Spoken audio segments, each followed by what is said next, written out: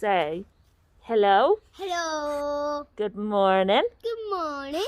Welcome to our day. Welcome to our day. Good boy. Welcome to our day. Rock and roll. That was the best.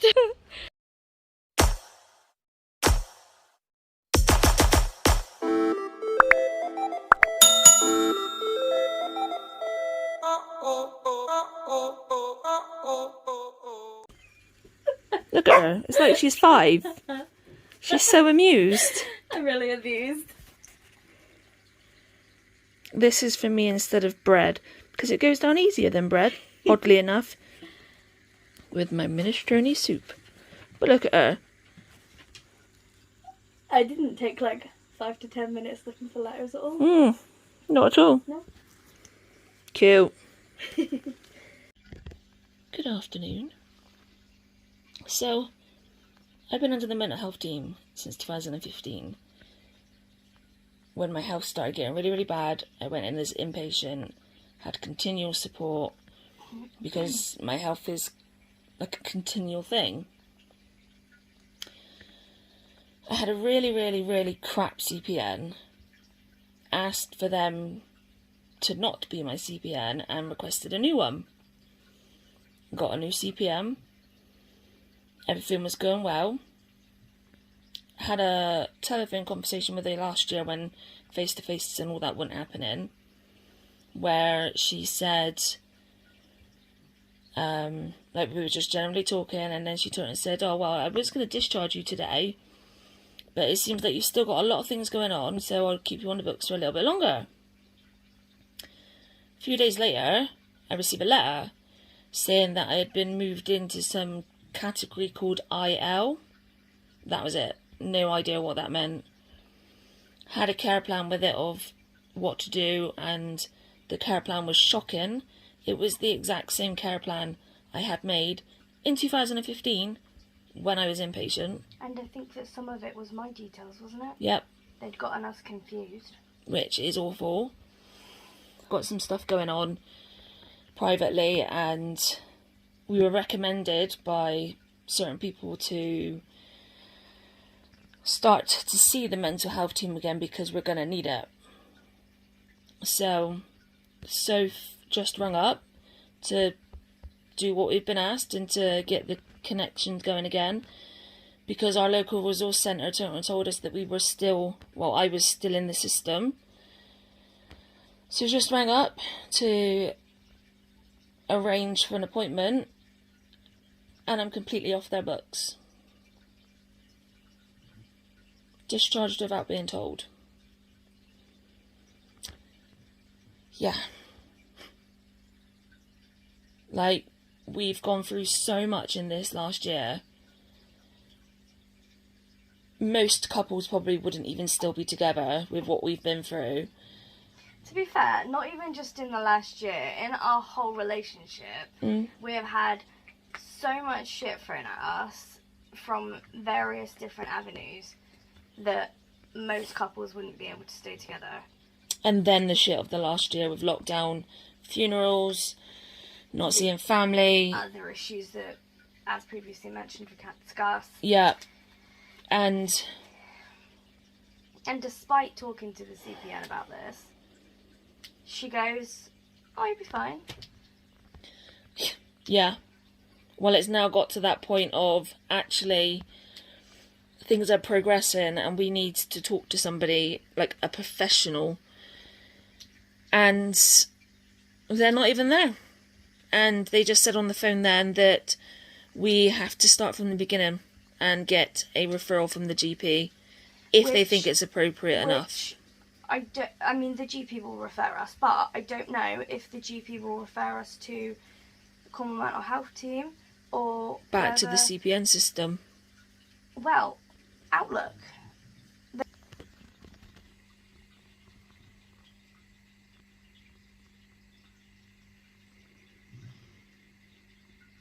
She did this when Sophie went on the phone. She flopped herself back to try and hear the conversation. Clearly got bored of the conversation and fell asleep. So yeah, the problem is the difference between the mental health team and the Cornwall community people like Outlook, there's only a certain level of people Outlook will take. But if it's too much for Outlook, but then the mental health team turn and say, you're not sick enough, you literally get left on your own. There's no in between. No, so it's literally, as Charlie just said, a case of you either have to not be as bad, or you have to be really bad. And yeah. And now I've got the worry as well, because I've been having my budget for the last year, every month £100 from the mental health team to keep me distracted and well, because my CPN at the time turned and said that I will continue to get my budget whilst I'm within the mental health team. And just found out that she's not in there anymore. Yeah. So I'm now panicking, thinking that I'm going to have to pay everything back from the last year, since June last year, which is like £1,000, which we do not have. Like, I've been spending my budget on what it was meant to be spent on, so I've followed the rules, and from what I was on the understanding, I was still part of the mental health team. Oh God, I've got a real sense of deja vu right now. Don't know why, but I've got a real big sense of deja vu. And it's just, there's now this fear as well, chucked in on top, of whether we're going to have to try and find £1,000 if they get arsey. It's just, the team as a whole clearly don't know what's going on, because some people think I'm still in the system, other people think I don't, like I'm not in there, and then there's this worry with the budget, with the money on top as well. It's shit. Like, if you're going to discharge somebody, discharge them properly and make them actually aware that you have been discharged, and give them the appropriate paperwork and the appropriate support and knowledge of what to do if there is a crisis. To just chuck somebody out and not actually inform them or help them in a way to be able to bridge that gap of having full-on support, somebody there at the end of the phone whenever I need them, night and day, to zero with no contact or no in between. It's disgusting. And now we've got to try and see whether we qualify for any form of help at all now. Of course, we're going to be putting in a big complaint. Yeah, because this isn't on. It's not right, and it's not fair. Especially not when I'm not going to go into details, obviously, but your last conversation with the CPN, the topics that were brought up into it, even people who've never had mental health problems before will struggle with it. Would need mental health help. Yep. And she just basically told me, well, it doesn't seem as bad as what it might be. And that was just the beginning stages. Now it's progressed on like a year later. And it's just going to continue to get worse, so... Yeah. It's so frustrating. Yeah. But I don't mean to be cryptic with you guys, but obviously we know that you guys... You'll want to know how we're feeling, and we talk real life. Yeah, exactly. We're telling you like what we can. We will be telling you everything. It's probably going to be a few months from now yet, because once it is out, we want to be there for other people. Yes. But at the moment we can't do anything, and we know that regardless we will have your support and your help, because you've been amazing. And you're basically all we've got right now. Yeah. So, any support and help would be much appreciated. And literally, we appreciate you guys so much and are so thankful to have you. So we're going to go chill. This thing is really good, actually. Really liking it. It's really cozy. Really comfortable and soft. It looks like it's holding your shoulder in better, doesn't it? Yeah, it's not dropping out. So I'll put the link for this in the description because it was actually also a really decent price too. And obviously the KT tape is doing well too. Yay! So I'll leave all the links in the comment section if you need things like this. And we'll chat to you in a bit. So, when it comes to the whole palaver with my eyebrows, we have this little camera I get with the ingrown hairs on my legs, which Sophie's just spent about an hour doing just a tiny little patch. I'm not very good at it. It takes me a while. But there is so many, and there is. most of the follicles have more than one hair, so it's a nightmare. But I've just looked at my eyebrows with the camera and shown Sophie that even though I had cleared the ingrown hairs just before the hospital, this is what they look like now. Where's it gone? So there's all of them. All of these are ingrown, and they hurt like hell. Like, hardly any of them are just on the surface. They are literally all ingrown. Which is why I have to get rid of them. And sometimes on here, they start to go downwards, like right there, there's some, and they go point down. Well, I need to get rid of them because otherwise they start digging in my ear. My ears? That's a funny looking ear. No lies, it's kind of creepy. So yeah, there's all these that are Near our ears. near my ears.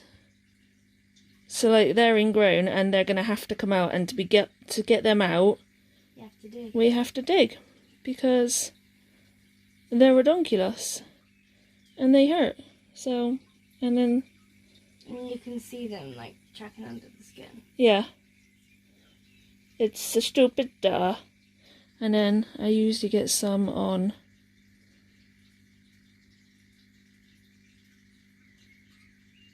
there's some pointing down and they're going to need to come out, and oh, this one's not too bad. Oh, there, right down there, those will start to go into my eyes, so I have to remove them as well. And can you imagine either having to leave them in and have them rubbing on your eyes continuously, or the pain of just actually having to pull them out, because they hurt. They're not easy, but they're a nightmare.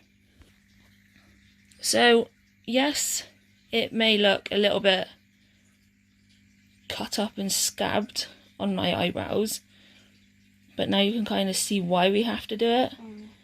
I try and do them as much as I can on my own, and then the ones that I can't, or because I can't keep my arms up any longer, I then get Sophie to do the rest. And it's just, even for Sophie, it takes so long. Yeah.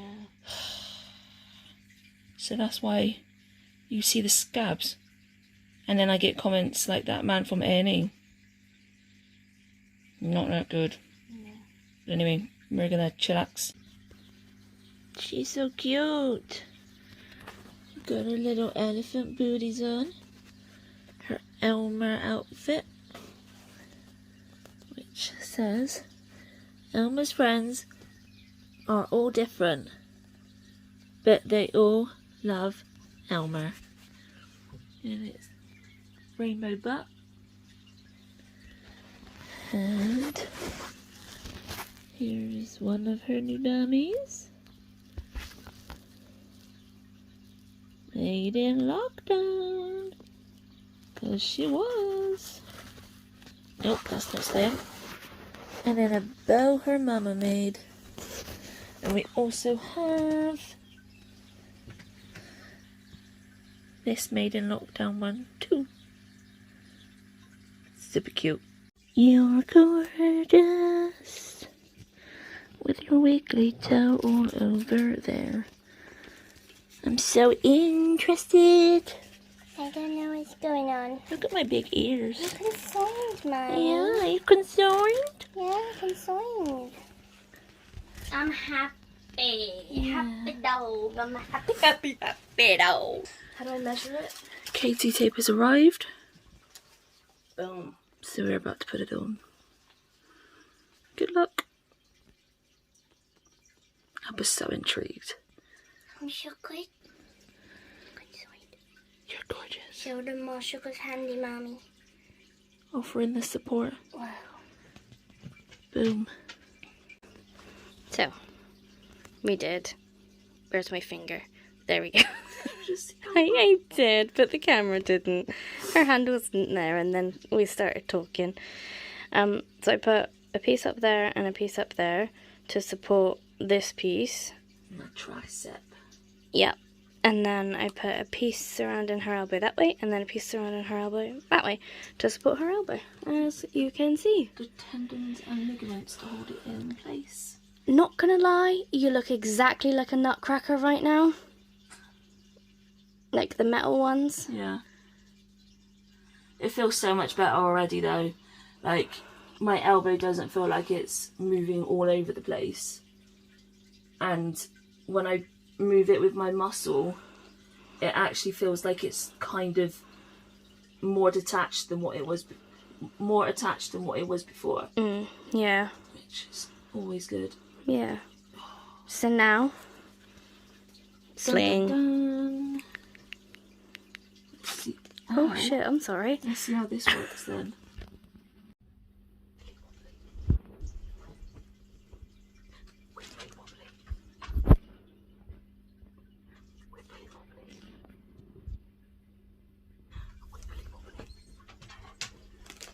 Whoa.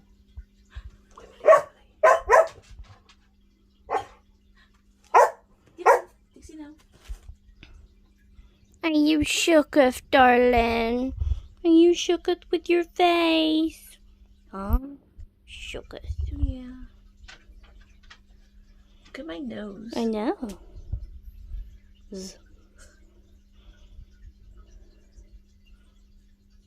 I'm not sniffing anything. Not at all. No.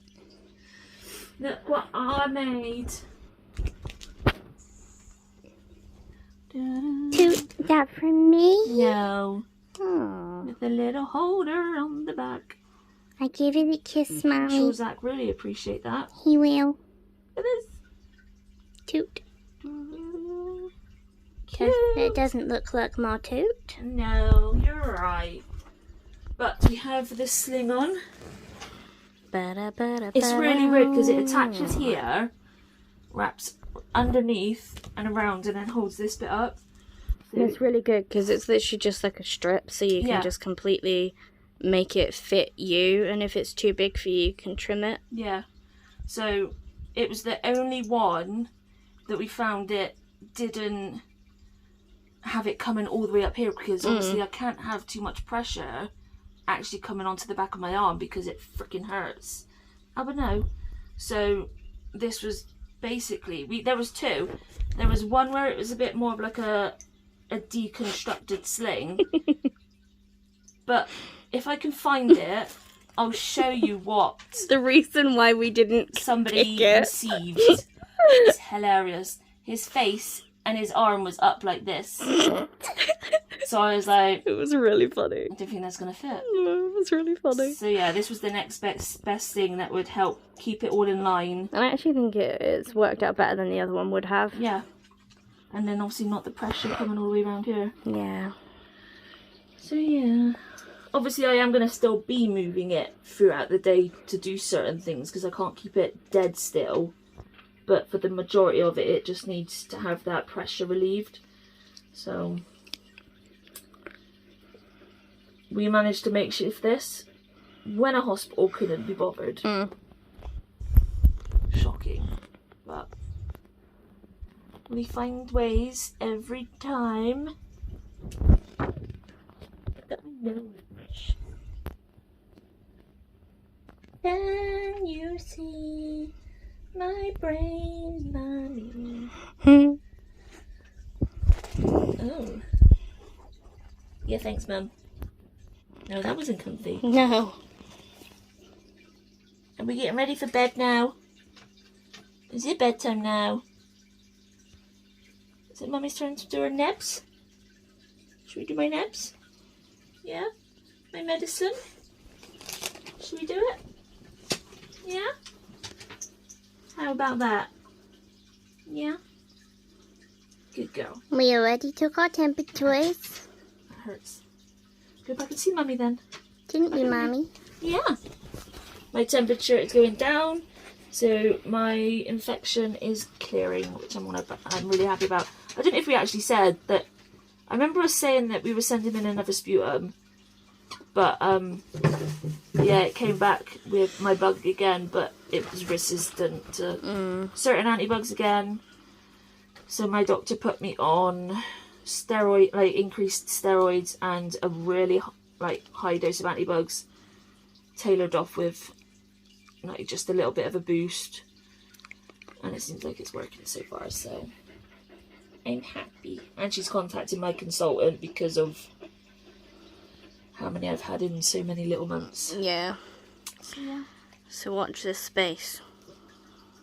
And this face. Oh, one thing I forgot to say that I said to Sophie yesterday was the man at the door of the hospital. Oh my god. Should we put the camera on both of us? Mm-hmm. I'll let you hold it at the other end. He he was doing obviously the temperature and whatever else. First of all, he was only wearing a visor. He wasn't wearing a mask, which I think is ridiculous considering he works in a hospital. Yeah, I think that's wrong. But then obviously when we were just filling out the paperwork, he then looked up at me and was just like, "Been scratching at your eyebrows?" 'Cause you're bored? Yeah. And I was so stunned that literally all that came out of my mouth was, yeah. Because at the same time he did my temperature, and my temperature was really low, which is just not normal either. No, exactly, it shook you as well. Yeah. And if I had been there, I would have said something like, actually, it's because she's got problems with her mental health, actually. Yeah, and anxiety and all that stuff, and stress. And then I would have watched his face drop, because you don't say stuff like that to somebody. You don't know what anybody is going through to criticise on what they look like, whether it's mental health or just because they look like the way they do. No. Nobody has the right to state comments like that. Especially not if you work in the medical field. But then, remember that time that I was in the sleep paralysis, and I came out and I said to you that in the intensive care when I was coming around, but I was still not with it, they were commenting on the size of my stretch marks. Yeah. Because they're big. I'm fat and I've got EDS and I'm on steroids. My stretch marks are big. And they were passing nasty comments as well, and it's like, it's not good.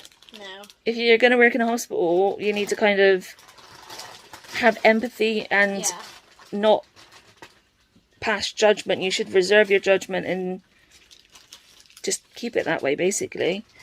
So if you work in a hospital and you think you can, pass these comments... But you don't. Yeah. Because you're not good at it. If you want to do it when you're in civvies, fine. But when you're wearing a uniform and you're at a hospital representing somebody and in a care environment, it's not what you do. It's not good to be doing it when you're a civilian anyway. But unfortunately, that's life. Bullying happens. But when you're in that profession, it's a proper big no. Yeah. So. And in terms of Charlie's eyebrows, it is actually a compulsion. It is actually a symptom of mental health disorders. So, which gets worse when things are worse. Yeah. With us. And obviously we've had all the deaths, and we've had the lockdown, and we've had the stress, and we've had anxiety, and not seeing family, not going to birthdays. There is some other private stuff that's going on, which we will eventually say, but we're not allowed at the moment. And yeah, it just kind of adds on top of everything. So. And then on top of that, you get really bad ingrown hairs. So physically, you can't keep them there. I literally have to break the skin to get the ingrown hairs out, which is why you can see the cuts, because they literally grow sideways and it really freaking hurts. Some people are just prone to ingrowing hairs. It's just how it is. My legs are really bad with them as well.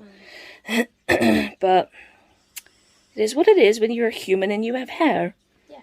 So we're going to get on with our evening. I'm going to do my nibs. Yeah. So thanks for coming to stay with us.